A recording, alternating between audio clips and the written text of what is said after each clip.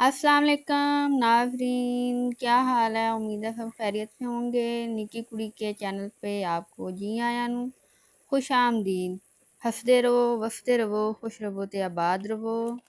अच्छा नाज़रीन, ईद आ रही है, तुहाड़ियां ईद ਦੀਆਂ ਤਿਆਰੀਆਂ कैसियां ਚੱਲ ਰਹੀਆਂ ਨੇ। ਉਮੀਦ ਹੈ ਬਹੁਤ ਅੱਛੀਆਂ ਚੱਲ ਰਹੀਆਂ ਹੋਣ ਅੱਜ ਦੇ ਮਹਿੰਗਾਈ ਦੇ ਦੌਰ ਦੇ ਵਿੱਚ।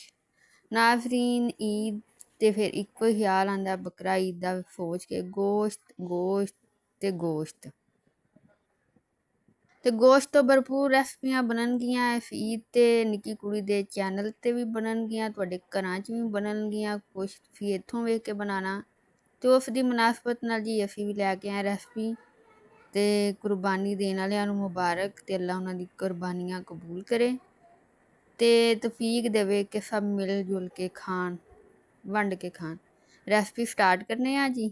ਹਾਂਜੀ ਨਾਜ਼ਰੀਨ, ਅਸਾਂ ਲਿਆ ਜੇ ਗੋਸ਼ਤ ਤੇ ਵਿੱਚ ਪਾਇਆ ਸੀ ਅਸੀਂ ਲਸਣ ਤੇ ਪਿਆਜ਼ ਛਿੱਲ ਕੇ ਤੇ ਅਸੀਂ ਵਿੱਚ ਪਾ ਲਿਆ। ਅੱਛਾ ਨਾਜ਼ਰੀਨ, ਇਸ ਤੋਂ ਬਾਅਦ ਹਲਦੀ ਤੇ ਨਮਕ ਪਾ ਕੇ ਪ੍ਰੈਸ਼ਰ ਕੁੱਕਰ ਦਾ ਢੱਕਣ ਦੇ ਕੇ ਤੇ ਅਸਾਂ ਰੱਖ ਦੇਣਾ ਇਹਨੂੰ ਚੁੱਲ੍ਹੇ ਤੇ।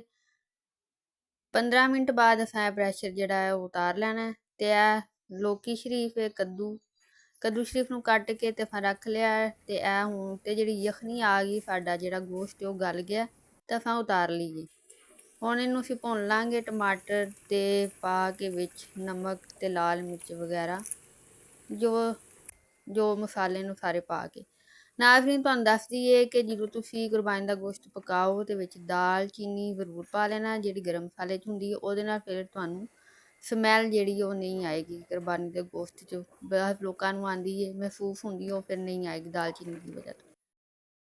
ਅੱਛਾ ਨਾਜ਼ਰੀਨ, ਘਿਓ ਪਾ ਕੇ ਤੇ ਫਿਰ ਪਾ ਪੂ ਕੇ ਸਾਰਾ ਗੋਸ਼ਤ ਅਸਾਂ ਭੁੰਨ ਕੇ ਤੇ ਅਸਾਂ ਕੱਢ ਲਿਆ ਇੱਕ ਪਲੇਟ 'ਚ। ਇਹ ਇੱਕ ਤਕਨੀਕ ਹੈ, ਕਿਉਂ ਕੱਢਿਆ?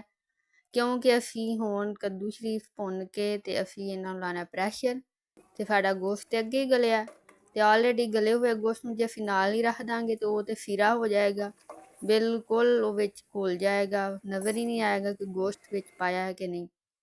ਤੇ ਇਸ ਵਜ੍ਹਾ ਤੋਂ ਅਸਾਂ ਉਹ ਪਹਿਲਾਂ ਪਲੇਟ 'ਚ ਕੱਢ ਲਿਆ ਭੁੰਨ ਕੇ ਤੇ ਹੁਣ ਅਸੀਂ ਇਹਨੂੰ ਪ੍ਰੈਸ਼ਰ ਲਾ ਦਿੰਦੇ ਹਾਂ ਸਿਰਫ ਕੱਦੂ ਨੂੰ।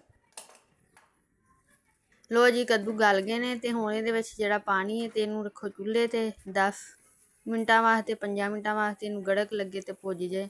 ਲੋ ਜੀ, ਸਾਡਾ ਸਾਲਨ ਹੋ ਗਿਆ ਤਿਆਰ, ਹਾਂਡੀ ਹੋ ਗਈ ਤਿਆਰ ਤੇ ਕੱਦੂ ਸ਼ਰੀਫ ਜਦੋਂ ਸਹੀਆ ਹੋ ਗਿਆ ਸੀ, ਭੁੱਜ ਗਿਆ ਸੀ ਤੇ ਇਹਦੇ ਵਿੱਚ ਹੁਣ ਅਸਾਂ ਜਿਹੜਾ ਪਲੇਟ 'ਚ ਕੱਢਿਆ ਸੀ ਗੋਸ਼ਤ ਉਹ ਐਡ ਕਰਕੇ ਭੁੰਨ ਲਿਆ। ਤੇ ਹੁਣ ਅਸੀਂ ਜੀ ਲਾਸਟ ਪਰਫਾਰਮੈਂਸ ਹਾਂਡੀ ਦੀ ਦੇ ਰਹੇ ਹਾਂ, ਹਰਾ ਧਨੀਆ ਵਿੱਚ ਪਾ ਦਿੱਤਾ ਤੇ ਕਿੱਡੀ ਹੀ ਮਜ਼ੇਦਾਰ ਸਾਡੀ ਗੋਸ਼ਤ ਤੇ ਲੌਕੀ ਦੀ ਜਿਹੜੀ ਸਬਜ਼ੀ ਉਹ ਤਿਆਰ ਹੋ ਗਈ ਏ।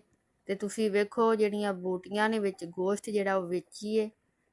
ਅਗਰ ਅਸੀਂ ਇਹਨੂੰ ਪ੍ਰੈਸ਼ਰ ਲਾ ਕੇ ਦੁਬਾਰਾ ਨਾਲ ਰੱਖ ਦਿੰਦੇ ਤੇ ਫਿਰ ਇਹਨੇ ਸੀਰਾ ਹੋ ਜਾਣਾ ਸੀ, ਫਿਰ ਇਹਨੇ ਗਲ ਕੇ ਤੇ ਨਜ਼ਰ ਨਹੀਂ ਸੀ ਆਉਣਾ ਹੈ ਬੋਟੀਆਂ ਤੇ ਹੱਡੀਆਂ ਵਿੱਚ ਤੁਹਾਨੂੰ ਲੱਭਣੀਆਂ ਪੈਣੀਆਂ ਹਨ ਟੁੱਬੀ ਲਾ ਕੇ। ਤੇ ਨਾਜ਼ਰੀਨ, ਤੁਹਾਨੂੰ ਅੱਜ ਦੀ ਰੈਸਪੀ ਕੈਸੀ ਲੱਗੀ ਹੈ? ਉਮੀਦ ਹੈ ਵਧੀਆ ਲੱਗੀ ਹੋਗੀ। ਤੇ ਆਪਣਾ ਫੀਡਬੈਕ ਜ਼ਰੂਰ ਦੇਣਾ ਤੇ ਫੀਡਬੈਕ ਵਾਸਤੇ ਤੁਹਾਨੂੰ ਕਮੈਂਟ ਕਰਨਾ ਪਏਗਾ। ਤੇ ਹੁਣ ਤੁਸੀਂ ਇਹ ਰੈਸਪੀ ਦਾ ਮਜ਼ਾ ਲਓ ਤੇ ਜੇ ਕੋਈ ਕਮੀ ਪੇਸ਼ੀ ਹੈ ਤਾਂ ਉਹ ਜ਼ਰੂਰ ਦੱਸਣਾ ਇਹਦੇ ਵਿੱਚ। ਤੇ ਤੁਸੀਂ ਐਂ ਨਹੀਂ ਕਰੋ, ਹੁਣ ਇੱਥੇ ਤੱਕ ਆ ਗਏ ਹੋ ਤੇ ਨਿੱਕੀ ਕੁੜੀ ਦੇ ਚੈਨਲ ਨੂੰ ਸਬਸਕ੍ਰਾਈਬ ਕਰ ਦਿਓ, ਲਾਈਕ ਕਰ ਦਿਓ ਤੇ ਆਪਣੇ ਦੋਸਤਾਂ ਬੇਲੀਆਂ ਯਾਰਾਂ ਸਹੇਲੀਆਂ ਨਾਲ ਇਹਨੂੰ ਸ਼ੇਅਰ ਕਰ ਦਿਓ।